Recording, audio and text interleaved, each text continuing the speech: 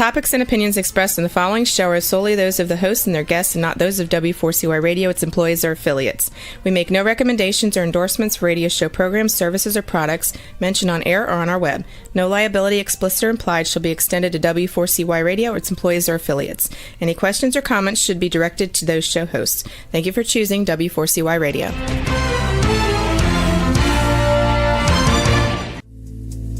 Welcome to Powerful Business Strategies, where you will find out that everything you have ever learned about growing your business is wrong. Finally, a show where you'll learn the right way to grow your business by learning business and financial strategies that your competition isn't doing. And now, here is your host, President of Next Step CFO, Michael Barbarita. And joining Michael for today's show as an executive moderator is Chucky Obio. Yes, this is Chucky, and I believe that gratitude is undefeated and growth is about the next step. It is an honor for me to moderate today's discussion with my good friend, Michael. Michael, how are you? Fantastic, Chucky. How are you? I am doing well. Excellent, excellent. As Chucky said, my name is Michael Barbarita of Next Step CFO. And Next Step CFO is a fractional CFO and strategic implementation firm. And business owners hire us to double their profit through implementing business and financial strategies that their competition isn't doing.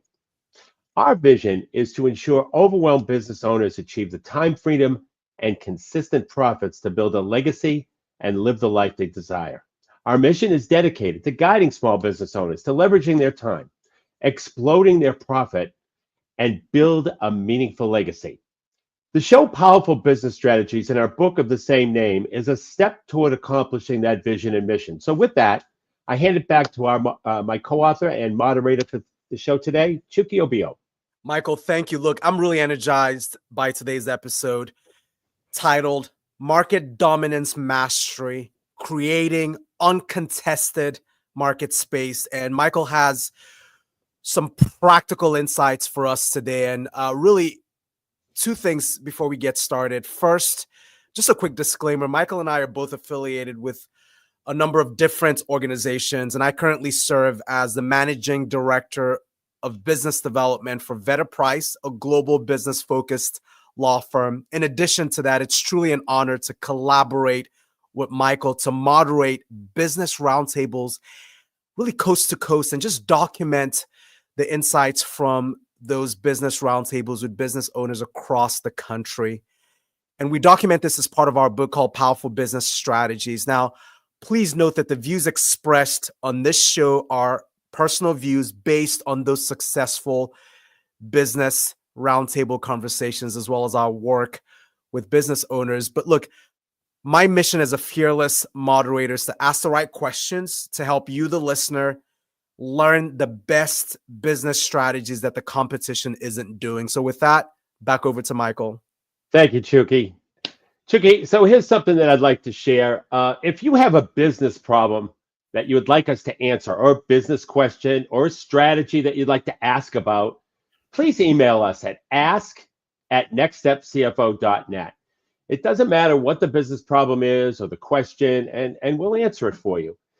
There are a couple things we ask, though. Number one, please state whether it is something we can answer on the air or if it's confidential. And of course, if it's confidential, we won't put it on the air. And number two, please provide your phone number, because business problems can be complex and we might need more context or clarity or surrounding your question. And that email address again is ask@nextstepcfo.net.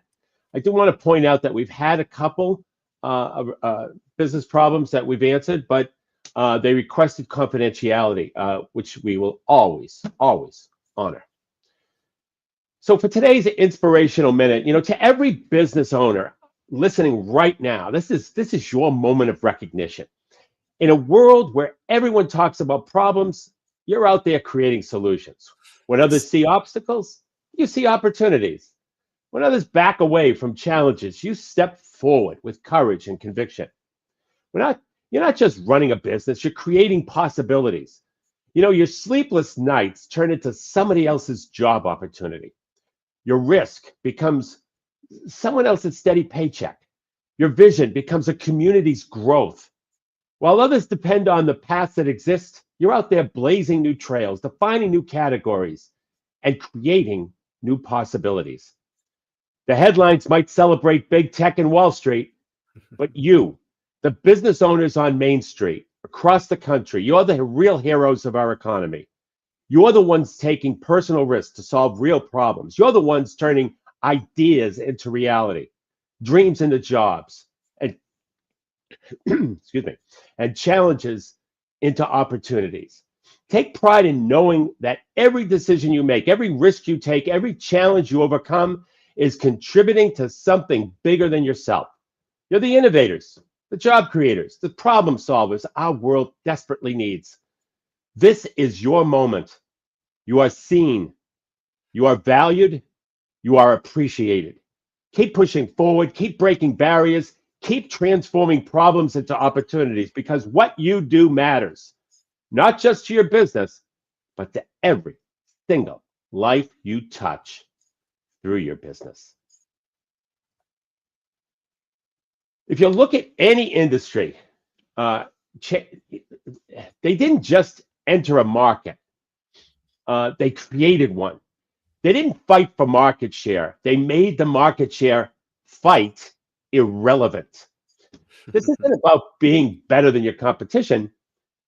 It's about making your competition irrelevant, because every business has the potential to define its own category, to create its own uncontested market space. Today, you'll learn how to stop competing and start dominating, because true market leaders don't join the game. They change the rules entirely. And so today, we're diving deep into a strategy that transforms businesses from market participants into market definers, true market dominance, if you will. And here's a shocking reality. 90% of businesses are stuck in what we call competitive quicksand. The more they struggle to compete, the deeper they sink. They're fighting for small advantages in oversaturated markets, while the real opportunities lie in creating entirely new market spaces. Today, I'm going to share our category dominance framework, a systematic approach for creating and dominating new market categories. And we'll cover why traditional competitive strategies are becoming less effective. We'll cover how to identify and create new market categories.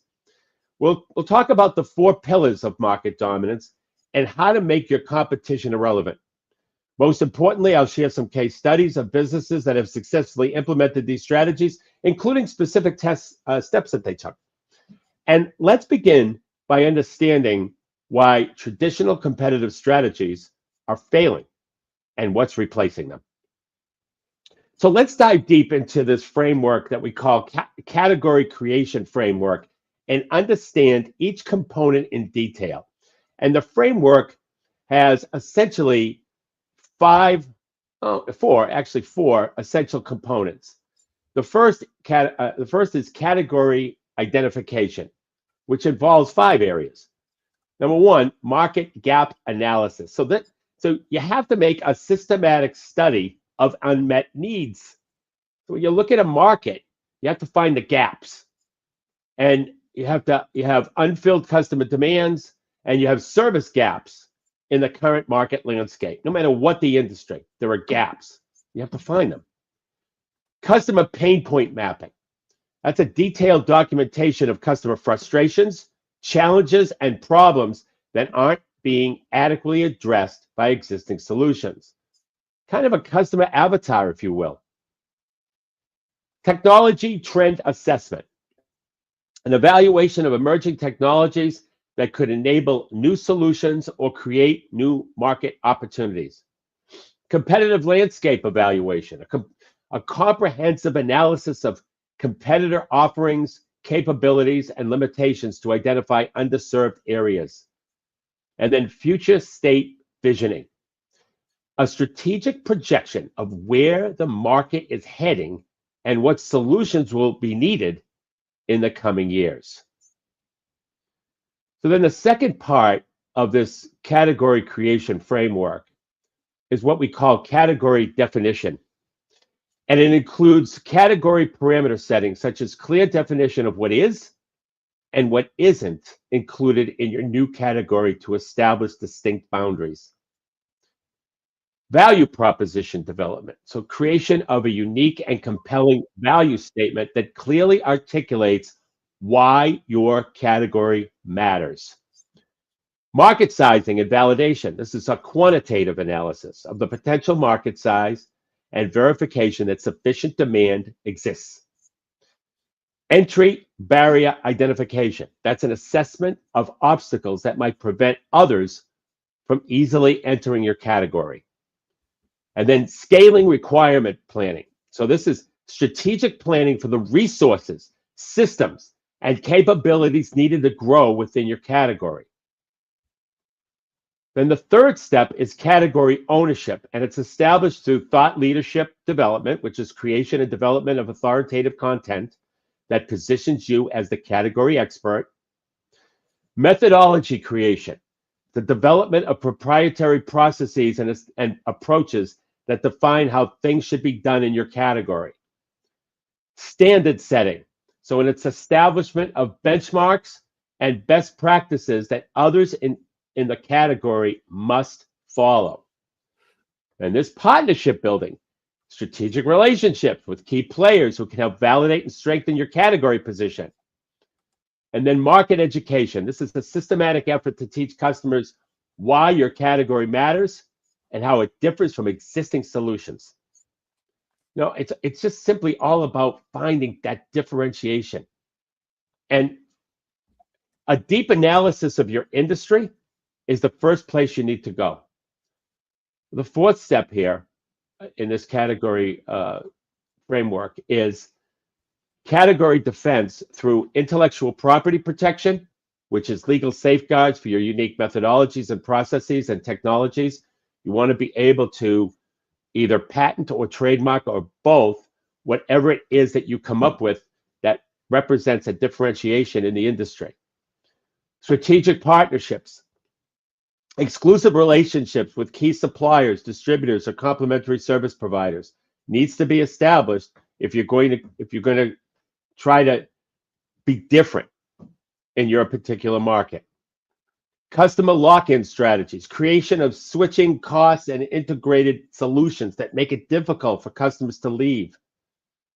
Continuous innovation, ongoing development of new features and capabilities that keep you ahead of potential competitors. And market position reinforcement, which are regular activities that strengthen your leadership position and make it harder for others to compete. So let me share a detailed case study that brings this framework to life. So a small manufacturing consultancy competing in the crowded process improvement space. The revenue was about 2.2 million annually. It was stagnant. Margins were shrinking due to intense competition, not unlike what other business owners are experiencing in so many industries. They implemented the category creation framework with detailed analysis at each step. So if you recall, step one was category identification. They analyzed three key areas. That's unmet market needs. Why? They conducted extensive interviews with 200 mid-sized manufacturers to identify pain points and existing solutions that weren't being addressed. And this revealed that while big manufacturers had sophisticated analytic systems, mid-sized companies were underserved. Industry blind spots is another thing that this company went through. Why? They mapped the entire industry solution landscape and found that while individual components existed like data analytics, maintenance planning, and process improvement, no one was integrating them specifically for mid-sized manufacturers. That was the gap. This gap represented a significant opportunity. So all of the big companies were being serviced through this process that this company discovered, but they weren't servicing mid-sized businesses. Emerging technologies. Why? Well, they analyzed emerging AI and and other technologies to identify capabilities that could be applied to manufacturing processes in new ways.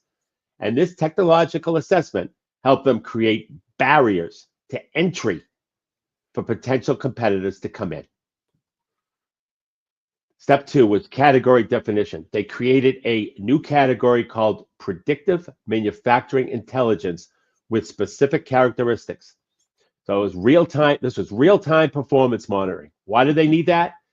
Traditional systems provided delayed data, but their research showed that immediate feedback could reduce downtime by 47%, and this became a key differentiator in their product, in their category definition. They also had predictive maintenance algorithms. Why? Well, they developed custom algorithms specifically for mid-sized manufacturing equipment, filling a gap between expensive enterprise solution and basic maintenance schedules. And this targeted approach addressed a specific market need while creating a barrier to entry. So this company did a lot of research on where the gaps were.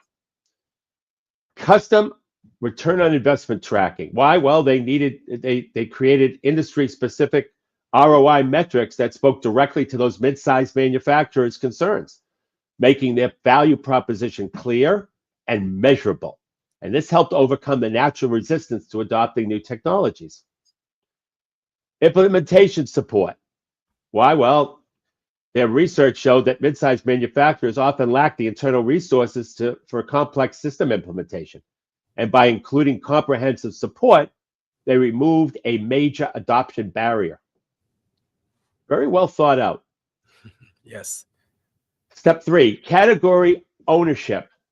They established ownership through proprietary methodology development. Why? Well, they created and trademarked their mid-market manufacturing optimization process, establishing themselves as the category creator and setting the standards that others would have to follow.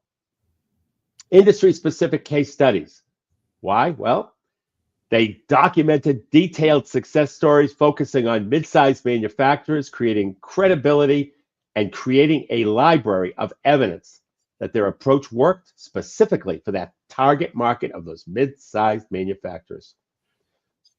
Thought leadership content. Well, they published monthly industry research reports and prediction pieces, positioning themselves as that go-to expert in their new category and making it difficult for others to claim leadership in that category.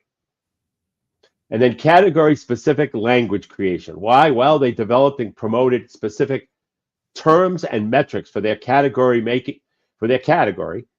and that made it difficult for competitors to enter without using their terminology and thus reinforcing their ownership. That trademarking is very important when you have a process, I don't care what it is, that you're sending out in the world. Having it trademark protected is an incredible business value building strategy. Step 4, category defense. They protected their position by patent filing for key methodologies. They were able to identify and protected the unique elements of their approach, creating legal barriers to direct competition and ensuring long-term category ownership. They built strategic partnerships. Why? Well, they formed exclusive relationships with key technology providers and industry associations, making it difficult for competitors to replicate their complete solution. And then creating high switching costs. Why? They developed deep integration with client systems and processes, making their solution integral to client operations and difficult to replace. Developing unique delivery systems. Well, they created proprietary implementation and support systems that competitors couldn't easily replicate, further strengthening their market position. And then after 18 months, revenue grew to 8.7 million from 2.2. Why is that? Their clear category definition and ownership made sales cycles shorter and more predictable, while their unique position demanded premium pricing. Ladies and gentlemen, they solved the problem. And their margins increased from 22% to 47%, And as category creators, they can set pricing based on value delivered rather than competitive pressures. Another important element to market dominance. And then sales cycles shortened by 65%. Why? Well, their clear category definition and proven return on investment metrics made the buying decision simpler for prospects, reducing that time from initial contact to close. And how did competition become irrelevant? Well, their comprehensive approach to category creation and defense made it difficult for competitors to enter their space. The key insight: when you create and own a category, you make the rules. Yeah. Any questions from the audience or yourself, Chucky? It's remarkable, Michael. Like, we are really resonating with a number of listeners coast to coast on this. In fact, there are a couple of different questions, and I think what I'll do here, I'll tee up one of these key questions because it's come up in a couple of different flavors. So, Michael, when a business owner starts to implement the category creation framework, which of those components do you typically see as presenting the biggest challenge? And then, Michael, how would you recommend addressing that challenge? So, in our experience, anyway, it's been category definition that's usually the most challenging component because it requires discipline to establish those clear boundaries. Discipline. And business owners often try to make that category too broad, problem too broad. Yeah. Diluting its power. For example, a company initially wanted to target all manufacturers, but by focusing specifically on mid-size, this example that I just gave you, focusing specifically on mid-sized manufacturers and their unique challenges, they created a much more powerful category position. And the key is to be narrow enough to dominate, but broad enough to scale. Let me say that again. The key is to be narrow enough to dominate, but broad enough to scale. Those market gaps sometimes are real thin. Yeah. And you have to go and see if that market gap is dominating enough, A, and B, broad enough to scale. It's remarkable. It's a very nuanced but strategic way to look at this. Michael's interesting. So there's some nice comments here from the listeners. When you started to talk about discipline, folks are saying you reminded them of Jim Mora. Playoffs. You're talking about playoffs? Yes, folks, we are talking about discipline for sure. It does take a level of discipline. Michael, do you have the time to take on another quick question? Sure. I think this one has to be addressed, I think, in a unique way here. So some business owners, they might worry that, look, creating a new category is just too risky, just as part of their strategic plan. What would be your response to individual business owners, Michael, that feel it's safer to just compete based on existing market dynamics? Well, actually, Chucky, competing in existing markets is often riskier than creating a new category, because in established markets, you're fighting against entrenched competitors, declining margins, pricing, commoditization. And look at our case study. They were competing in the general process improvement space, and they were stagnant at 2.2 million. And after creating their new category, they grew to 8.7 in 18 months with higher margins. The real risk is staying in an overcrowded market where you can't differentiate. It's remarkable. It's a good point. So before we continue our discussion, we're going to take a 90-second break. Hey there, business owners. Let me ask you something. Are you tired of blending in with your competitors? Frustrated with slow growth and slim margins? Well, I've got news for you. Everything you've ever learned about growing your business is wrong. But don't worry. I'm here to let you in on a secret weapon, your position of market dominance. It's what sets you apart, makes you irreplaceable, and has customers lining up at your door. My name is Michael Barbarita from Next Step CFO. I know what you're thinking. Sounds great, Michael, but how do I find my position of market dominance? Well, that's exactly why we've created our game-changing implementation program called Next Step to Market Dominance. In just 90 days, we'll guide you step by step to a position of market dominance by uncovering your unique strengths that competitors can't touch, by crafting a message that resonates deeply with your ideal customer, by building a strategy that turns you into the go-to expert in your field. Now, this isn't theory. These are battle-tested strategies that have helped businesses like yours double, triple, and quadruple their revenue. Don't let another quarter go by struggling to stand out. It's time to dominate your market, period. Go to nextstepcfo.net/contact, fill out the form, and in the message section, put the word dominate. Or call us at 781-326-3822. That's nextstepcfo.net/contact, or call us at 781-326-3822. Welcome back.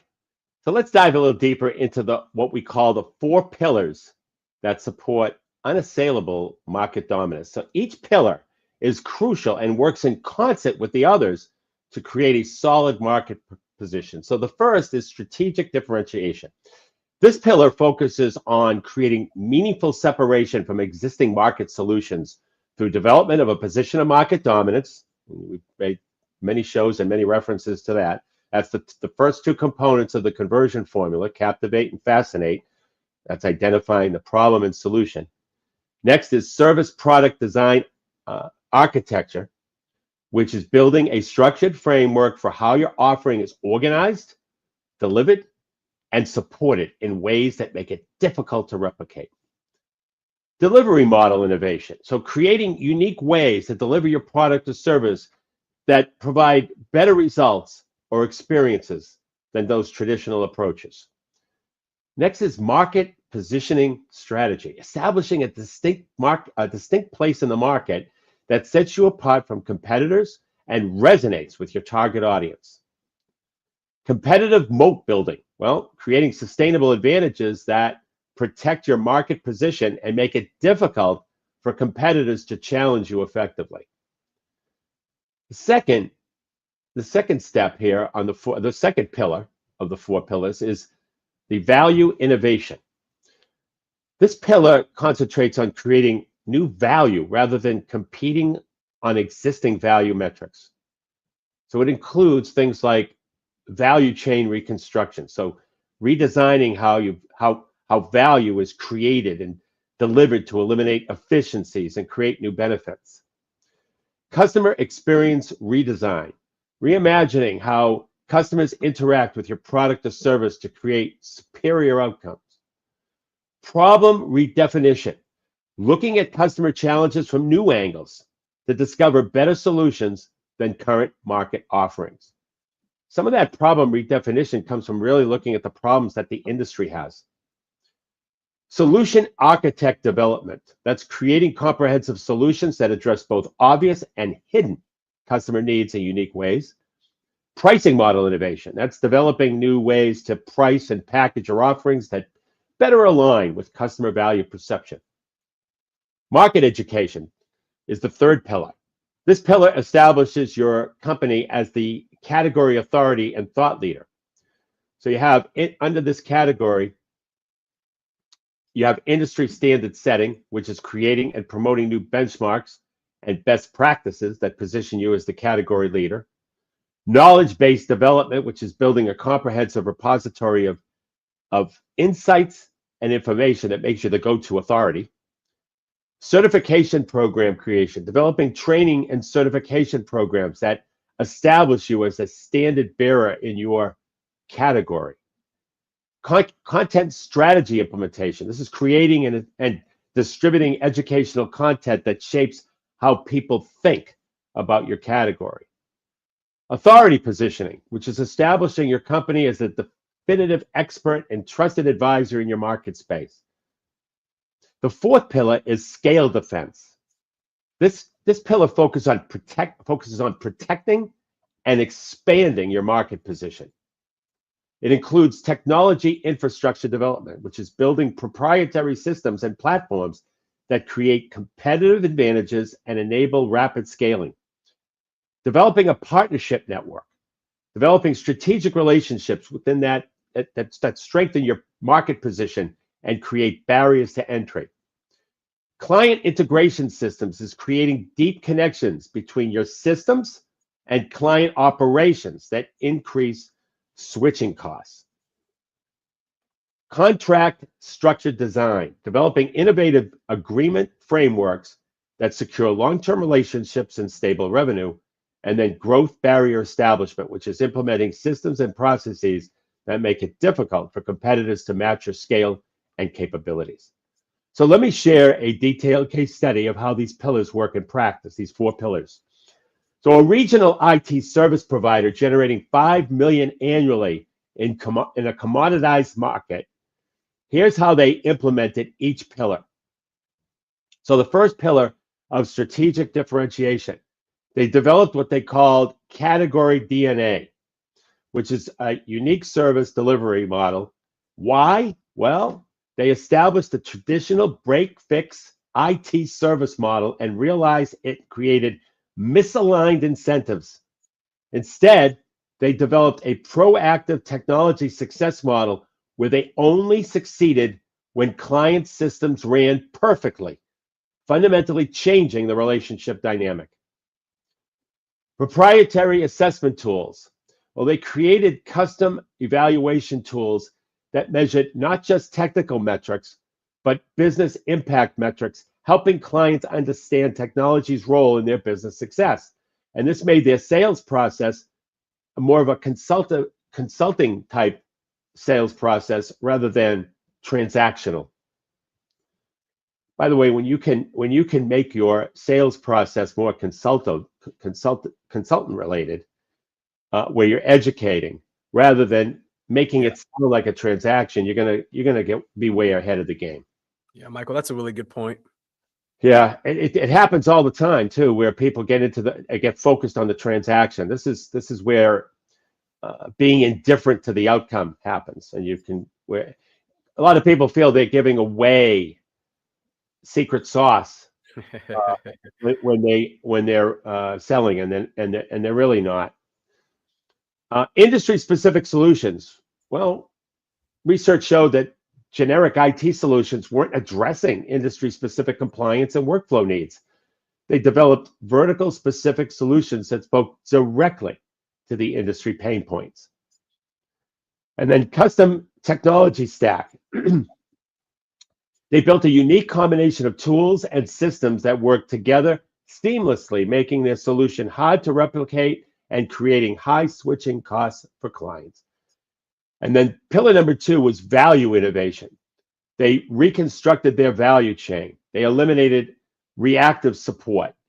Why did they do that? Well, the analysis they did showed that reactive support was both expensive and frustrating for clients. By eliminating through proactive monitoring and maintenance, real-time monitoring, if you will, they reduce costs while improving client satisfaction. Interesting. They had enhanced proactive monitoring. They invested heavily in automated monitoring systems that could actually predict and prevent problems. They shifted their focus from fixing problems to preventing them. And this created an entirely new value metric for that industry. They added strategic planning. Why? Well, their research showed that most IT providers focus on tactical issues rather than strategic alignment. And by adding higher level planning services, they elevated their role from vendor to strategic partner. They introduced outcome guarantees. They developed specific measurable outcome guarantees that tied their success specifically to client business results, creating a new standard for IT service accountability. And then market education was the third pillar. They became the category authority because they published industry research. They created educational content that helped them develop a comprehensive content library that educated clients. They developed assessment tools, and they had free assessment tools, as a matter of fact, that help prospects understand their current situation and quantify potential improvements. And that created more demand for their services while gathering valuable market data. And they established industry standards. And what they did is they created and promoted new performance standards for that category, and they forced competitors to compete on their terms rather than traditional metrics. And so this fourth pillar of scale defense, they actually, through scaling defense, they actually built competitive barriers. They did it through proprietary technology where they developed unique software tools that integrated their various services, creating a complete ecosystem that would be difficult and expensive for competitors to replicate, creating that barrier. They did strategic partnerships where they formed exclusive relationships with key technology providers, securing preferential pricing and access to new features before competitors. And then client integration systems with deep integration with client systems, creating high switching costs and made their service integral to client operations. And then these long-term contracts were developed. They designed and innovative contract structures that aligned their interest with client success while securing long-term relationships. The results were staggering. I mean, revenue grew to 18 million. And then their new category position and value proposition allowed them to charge premium prices while expanding market reach. Client retention reached 96%. Well, the combination of proactive service, strategic alignment, and deep integration made their service essential for client operations. Their average contract value tripled, and they became an acquisition target because their unique market position and defensible advantages made them really look attractive to larger companies looking to enter their category. When you have that type of market dominance, when you find that unique problem in the marketplace and solve it, you can write your ticket. It's really, really, really effective. And the key insight here is that market dominance requires building and defending all four pillars simultaneously. Chucky, are there any questions? There are. It's really interesting. And by the way, folks, we appreciate everyone's attentiveness. Michael, looks like we're getting a lot of business owners taking notes on these insights. So let's start with this question, Michael. Among the four pillars, strategic differentiation, value innovation, market education, and scale defense, which should businesses focus on first and why? Oh, it's a great question, Chucky. You know, all pillars are crucial, but strategic differentiation must come first because it forms the foundation for everything else. The example IT company I just gave you demonstrated this perfectly because they started by completely redesigning their service delivery model to create clear separation from traditional IT providers. And this differentiation then informed their value innovation, gave them something meaningful to educate the market about, and provided the basis for their scale defense. Without strong differentiation, the other pillars just won't have enough substance to stand on. Yeah, that's a good point. And Michael, as you know, one of the positive feedbacks that we get with these shows are the practical way that you describe these principles and techniques, like where you provide industry-specific examples. But oftentimes, and maybe it relates to a number of the case studies that you've shared today, I mean, folks are thinking, look, yeah, some of these companies, Michael's talking about the impressive results that they've just generated, but what happens if a competitor tries to copy their approach? Maybe specific to the last case study, Michael, I mean, do you want to address that? Yeah, sure. You know, this is where the power of implementing all four pillars simultaneously becomes evident, because when you build strong market education and scale defense components, copying service level features won't help competitors much. That IT company created such deep integration with client systems and built such strong thought leadership that even if competitors copied their service model, it just couldn't be replicated with the same level of trust, authority, and operational integration that IT company had. It's like trying to copy Amazon. You know, even if you replicate their technology, you can't easily produce their scale advantages and market position. Really interesting. Absolutely. Well, so before I continue this discussion, we're going to take a 90-second break. Hey there, business owners. Let me ask you something. Are you tired of blending in with your competitors? Frustrated with slow growth and slim margins? Well, I've got news for you. Everything you've ever learned about growing your business is wrong. But don't worry. I'm here to let you in on a secret weapon. your position of market dominance. It's what sets you apart, makes you irreplaceable, and has customers lining up at your door. My name is Michael Barbarita from Next Step CFO. I know what you're thinking. Sounds great, Michael, but how do I find my position of market dominance? Well, that's exactly why we've created our game-changing implementation program called Next Step to Market Dominance. In just 90 days, we'll guide you step by step to a position of market dominance by uncovering your unique strengths that competitors can't touch, by crafting a message that resonates deeply with your ideal customer, by building a strategy that turns you into the go-to expert in your field. Now, this isn't theory. These are battle-tested strategies that have helped businesses like yours double, triple, and quadruple their revenue. Don't let another quarter go by struggling to stand out. It's time to dominate your market, period. Go to nextstepcfo.net/contact, fill out the form, and in the message section, put the word dominate. Or call us at 781-326-3822. That's nextstepcfo.net/contact, or call us at 781-326-3822. Welcome back, and don't forget to go to powerfulbusinessstrategies.com to listen to this replay as well as all the other replays of all our other shows. And in this segment, let's examine our dominance implementation protocol in detail. And this protocol ensures systematic execution of market dominance strategies. And the protocol has 5 key phases. 1 is market position assessment. 2 is category design, strategic category creation. 3rd is value architecture building. That's the value delivery system. 4th is communication strategy, which is creating market awareness and education. And then scale acceleration for systematic growth execution.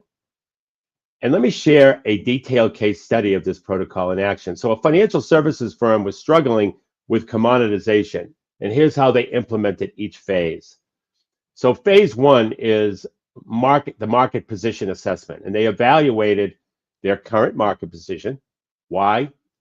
Well, they conducted a detailed analysis of their market presence, discovering that they were seen as a commodity provider, which most businesses are seen. And this revelation drove their decision to create a new category rather than competing in the existing one.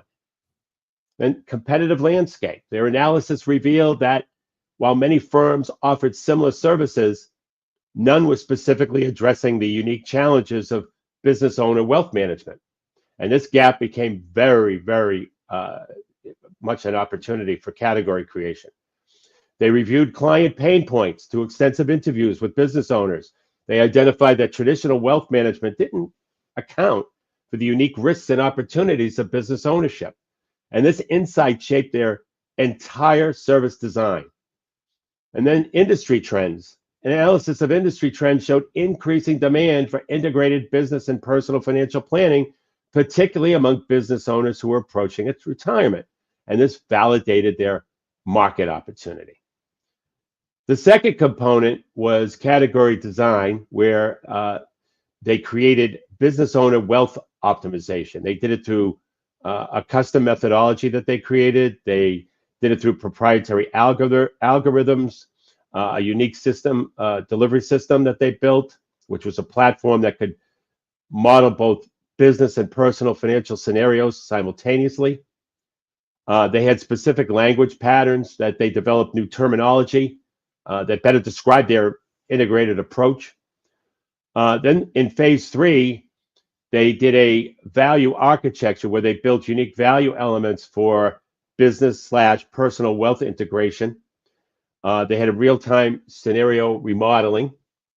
They built customer risk protocols and an implementation support system.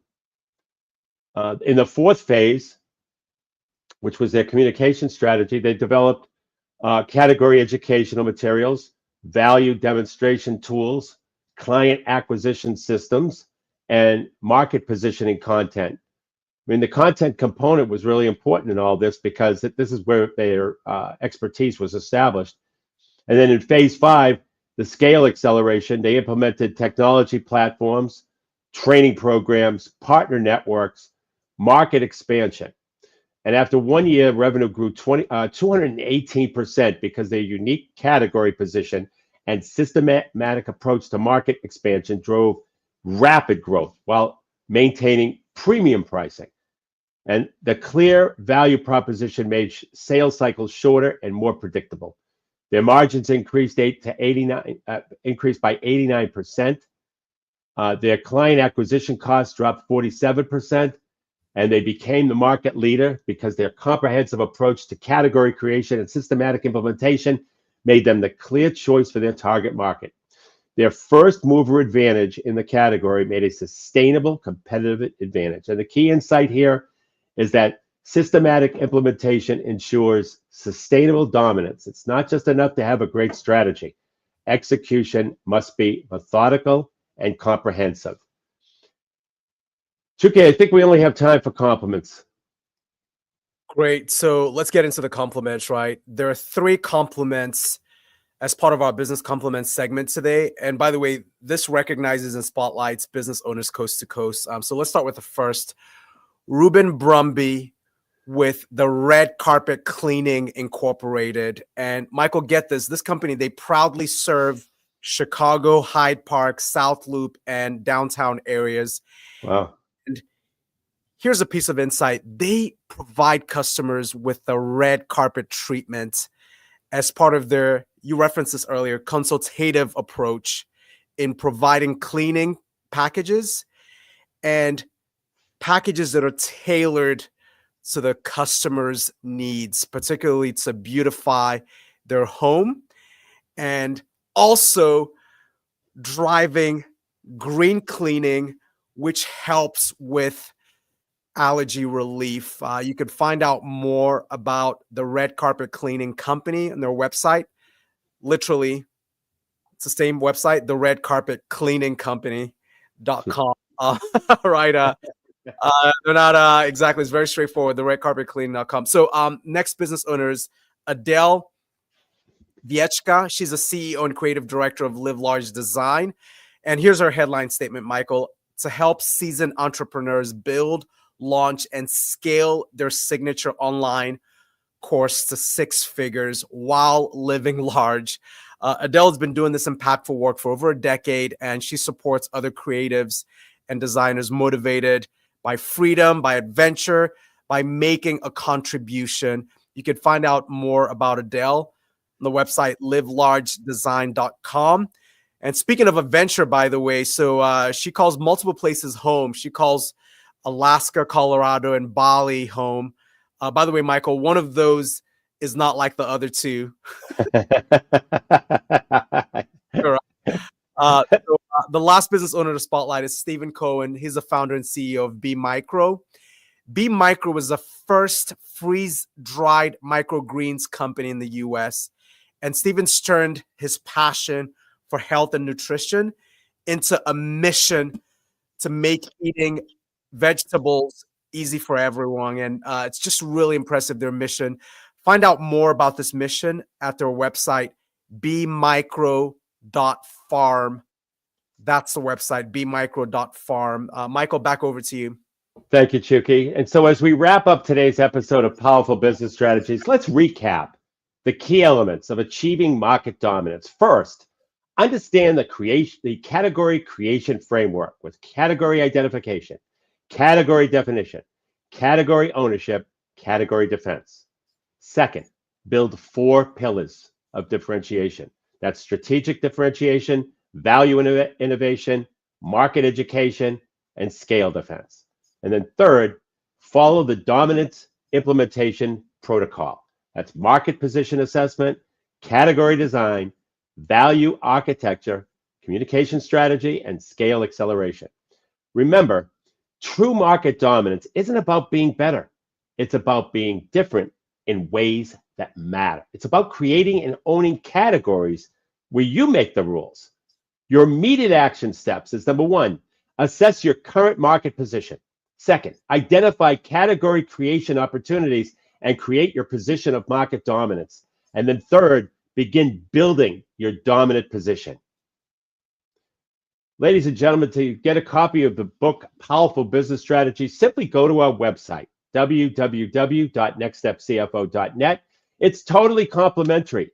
And until next Monday at noon Eastern Time, for Chucky Obio, my name is Michael Barbarita, and remember, don't keep doing what your competition is doing. You have been listening to Powerful Business Strategies, finding out that everything you ever learned about growing your business is wrong. Tune in next week and every week at noon Eastern Time on W4CY Radio with your host, Michael Barbarita of Next Step CFO and moderator Chucky Obio.